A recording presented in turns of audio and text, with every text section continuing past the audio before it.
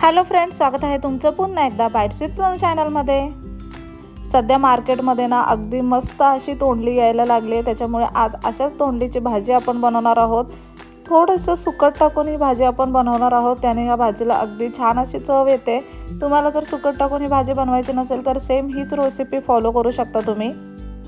बिना सुकटीची सुद्धा अगदी अप्रतिम अशी ही भाजी बनते। चला तर मग रेसिपीला सुरुवात करूया। त्यासाठी सगळ्यात पहिल्यांदा आपण तोंडली स्वच्छ अशा धुवून घेतलेल्या आहेत। आता अशा पद्धतीने तोंडली आपल्याला छान अशी उभी चिरून घ्यायची आहे। त्याची दोन्ही टोकं आपण काढून टाकलेले आहेत। मध्यभागी असे दोन भाग करून घेतलेले आहेत तोंडलीचे, आणि त्यानंतर अशा पद्धतीने बारीक बारीक उभी अशी तोंडली आपण चिरून घेतलेली आहे। इथे सगळी तोंडली छान अशी चिरून झालेली आहे। लाल तोंडली सुद्धा आपण इथे घेतलेली आहे, आणि जी पांढरी आहे आतून ती सुद्धा घेतलेली आहे।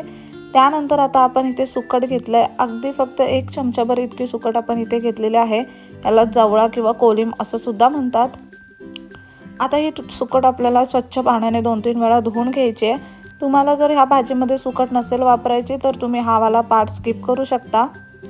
जे कोणी व्हेज खात असतील त्यांनी सुकट नाही वापरली तरी चालेल, आणि जे नॉन व्हेज खात असतील त्यांनी आवर्जून हीच रेसिपी फॉलो करा सुकट टाकून, कारण तोंडलीची भाजी सुकट टाकून एकदम भारी लागते। आता ही सुकट आपण छान अशी धुवून घेतली, ती बाजूला ठेवलेली आहे। आता कढईमध्ये आपण साधारणतः 2 ते 3 चमचे इतकं तेल घेतलेलं आहे। तेल छान असं गरम झालं की त्यामध्ये 2 लसणीच्या पाकळ्या आपण ठेचून टाकल्यात।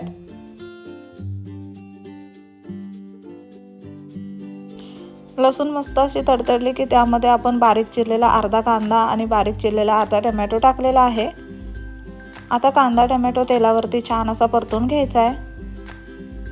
त्यामध्ये 4-5 कढीपत्त्याची पानं टाकूयात।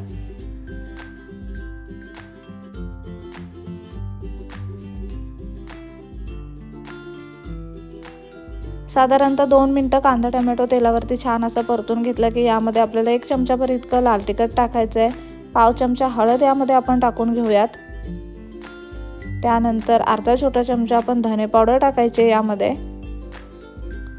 गरम मसाला टाकूया अर्धा छोटा चमचा, आणि आता हे सगळं व्यवस्थित मिक्स करून घेऊयात। आता जी बारीक चिरून घेतलेली तोंडली आहेत ती आपल्याला यामध्ये टाकायची आहेत। सगळं व्यवस्थित मिक्स करून घेऊयात।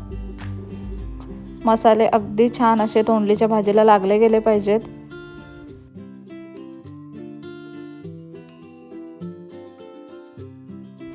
आता 1 चमचाभर इतका गोडा मसाला आपल्याला यामध्ये टाकायचा आहे। गोडा मसाला म्हणजे खोबरा आणि कांद्याचं वाटण असतं। ह्याची रेसिपी आपण बऱ्याच वेळा चॅनलवरती दाखवलेली आहे। त्यानंतर धुवून घेतलेली सुकट यामध्ये आपल्याला टाकायची आहे। चवीप्रमाणे मीठ आत्ताच आपण यामध्ये टाकून घेऊयात।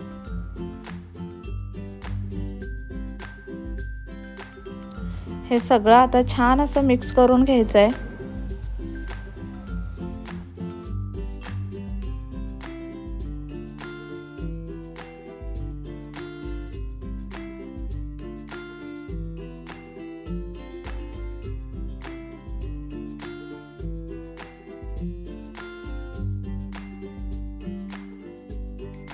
आता ही तोंडली आपल्याला शिजवून घ्यायची आहे। त्यासाठी यावरती झाकण ठेवूयात, आणि झाकणावरती पाणी ठेवायचं आहे, आणि वाफेवरती ही तोंडली आपल्याला छान अशी शिजवून घ्यायची आहे। इथे आपण जाड बुडाची कढई घेतली, त्यामुळे भाजी लागण्याची अजिबात शक्यता नाही आहे। तुम्ही सुद्धा असं जाड बुडाचं भांडं घ्या एखादं, जेणेकरून भाजी खाली लागणार नाही आणि मस्त अशी वाफेवर शिजली जाईल।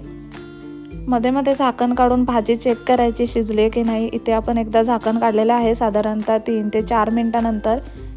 अजून थोडीशी तोंडली शिजायची बाकी आहे।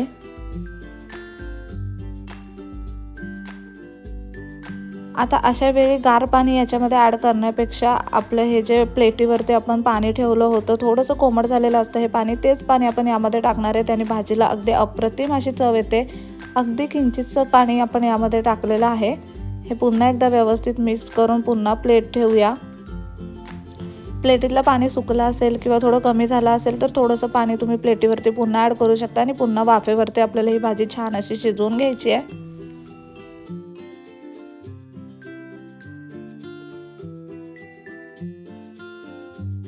इथे तुम्ही पाहू शकता 7-8 मिनिटांमध्येच ही आपली तोंडलीची भाजी अगदी छान अशी शिजलेली आहे। मस्त शिजली आहे तोंडली।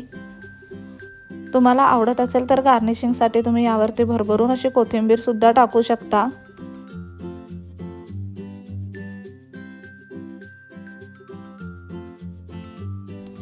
तांदळाच्या किंवा ज्वारीच्या गरमागरम भाकरीसोबत ही भाजी खायला अगदी अप्रतिम लागते.